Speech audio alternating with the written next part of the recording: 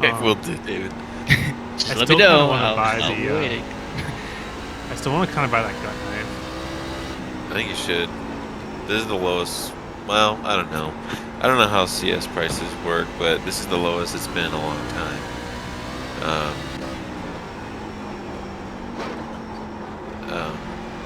Do you know if prices go up or down before an operation? All right, let's take a look at that. So this is second lap because first lap is way too sketchy. You need to build up some heat on these short tracks for sure.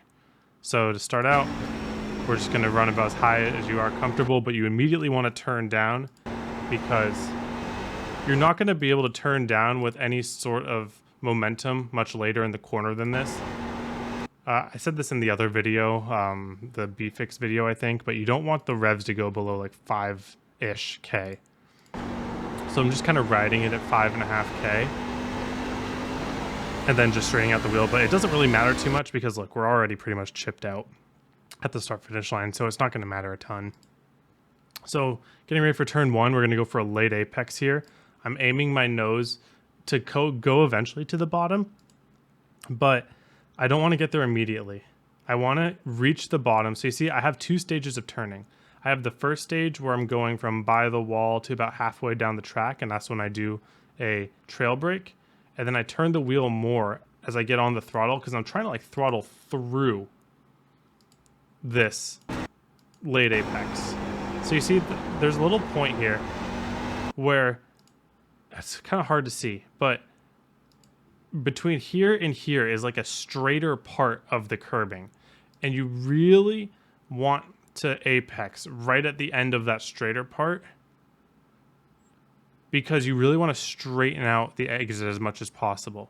So that's why we're late apexing, and you should be throttling through all of this. So trail brake down to about a lane up, and then we get the rotation with the wheel, we force it, and then we go throttle it up about 2/3 to 3/4, and then as we're able to unload the wheel, that's when we go full throttle. Look at that one more time. Play it through at speed. So trail brake halfway down, turn it with the wheel, half throttle, 3/4, full throttle as I straighten up the wheel. All right, now 3 and 4 time. So I basically draw a straight line between my left front corner and the wall here. And I'm just going to make a break for it about, let's say that these lines diverge here. I make a break about at where the lines start diverging. But I don't brake until I'm about a lane down the track because we really want to just get the car down to the bottom and stay there. And once we're there, we can't really gas up too much. So we might as well kind of dive bomb it. So this is a lot less finesse and more of a dive bomb than turn 1 and 2. You can see that because my brakes go to over half for a little bit. And then I trail it off to the same 20%. And I trail that all the way to the bottom. I want my left pretty much on the curb the whole way through. No matter how your line is, you really just gotta wait until you're almost off the corner before you throttle up. Because think of it, if you throttle up right here, it might feel right intuitively for a little bit, but your car is gonna be so far up the track that you're gonna have to wait on full throttle so much longer because of the angle that you have and the room that you have to the wall. Whereas if you dive bomb a greater entry, just get it to your line, stick it to the line with your brake, and then just ride half throttle all the way around the curb, then you can get off the corner and have almost a straight line back to the start finish line. And you're basically carrying the same momentum as if you went high because you just have to turn less in this situation on exit. And that's really good for short tracks because look at how far that rear is kicked out when I'm pedal to the metal. There's no way I could survive that if I was even a lane higher at that point. But it's a little bit of a rodeo, but it should be fine.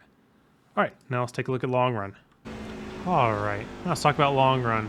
So the key to this is just like all other short tracks with the truck is that you just want to minimize tire sliding.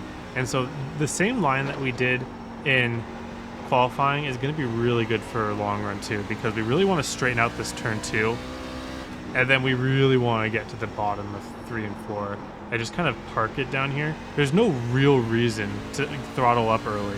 You're not going to get any more momentum, and even if you do, it all like doesn't really help you.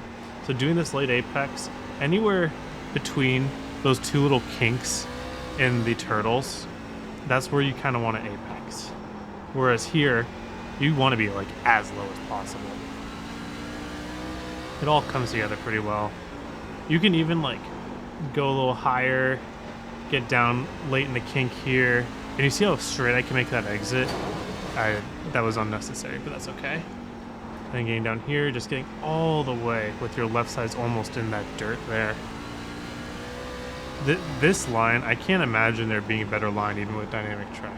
Because if you go low early at Myrtle Beach, you have to like open up your wheel and then return it, and that's like never a right answer anywhere. And you can see how this kind of just flows too. Like, I'll give you an example. Like, let's say I go down to the bottom early. Now I just have to wait even longer to get off of here. And it wasn't the slowest thing in the world, but it was a lot of wheel turning for not a lot of results. Whereas if I start up wide, brake early, now that's where you can get in trouble, is if you start sliding the rear like that. That's definitely where you can start getting in trouble. If you really find that your right rear is starting to hang out and you're heating it up too much and it's not really working, then you can maybe start shallowing out the corners like this, but even then, it has to be shallowed out. You can't like go halfway. Like a little slide like that is not going to really help you. And then feel free to raise your brake bias if entry is way too loose. Like, you can shallow it out, but you really don't want to be apexing any earlier than that.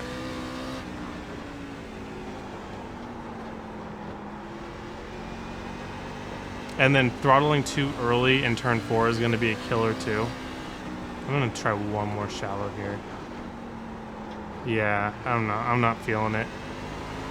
But you see how, okay, so you see how much that car is on the right rear? That just kind of shows you can't let yourself be undisciplined and let it just slide the right rear on corner exit after corner exit. That's how you're going to lose a ton of time in the long run. You really got to be disciplined in keeping the right rear under you as you exit the corners. 97, 97. It's quite a bit of a tire burner. So you really just want to be focused on maybe early your entries with your brake and not being too yawed out on exit. All right. Thank you all for watching. Hope you have a wonderful day, and I hope to see you all on the track.